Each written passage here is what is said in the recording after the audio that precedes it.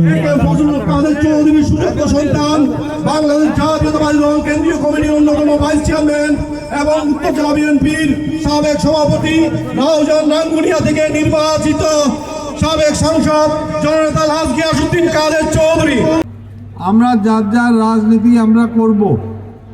এই যে ভদ্র মহিলা আজকে যার উপলক্ষে আমরা দোয়া মাহফিল করছি, উনি কোনো ব্যক্তি না, উনি আজকে বিশ্বের দরবারে একটি প্রতিষ্ঠান হিসেবে পরিচিতি পেয়েছে একজন আপসহীন নেত্রী হিসেবে, পরিচিতি পেয়েছে একজন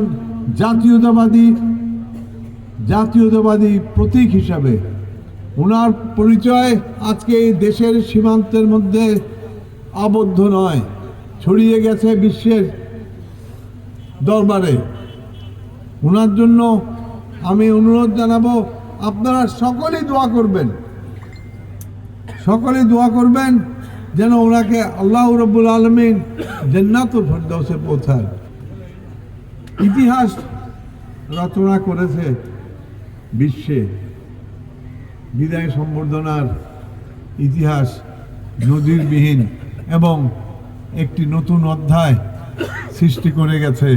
দিকে মানুষের মৃত্যু হতে পারে, মানুষ বিদায় নিতে পারে, আমরা কবির ভাষায় বলবো, যেতে নাহি দিব তবু যেতে দিতে হয়। উনি চলে গেছেন, কিন্তু ওনাকে এই দেশের মানুষ কখনো ভুলবে না। দিয়ে এই দোয়া মাহফিলের মাধ্যমে একখান জিনিস পরিষ্কারভাবে জানাই দিতে চাই, এই রাউজানের মধ্যে ধর্মীয় সম্পৃক্ততা যে কোনো কিছুর বিনিময়ে রক্ষাকরণ করি, যে কোনো কিছুর বিনিময়ে। এই গত কিছুদিন আগে অনুরাধ দেখুন কি হইয়ে হিন্দুগর মধ্যে সেই লাগাই দিয়ে তালা মারে দিয়ে অন্ধরে দিয়ে এই হনগঞ্জি কিল্লে গঞ্জি আজ আশা করি ইয়ান প্রশাসনে টেলিভিশনের পর্দা ইয়ান জানাই দিব।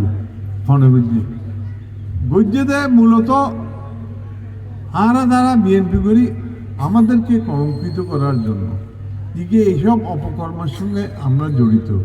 বক্তব্য দীর্ঘায়িত করব না, প্রচুর কষ্ট করেছেন আজকে, তো বিদায় নিলাম। সকলের কাছে আমার মরহুমা আপসী নেত্রীর জন্য দোয়া চেলাম। সনাতন ধর্মীয় অবলম্বীদের কাছ থেকে তাদের আশীর্বাদ চেলাম, আমার জন্য আশীর্বাদ করবেন আর আমরা কাঁ দোয়া করিবেন। আসসালামু আলাইকুম।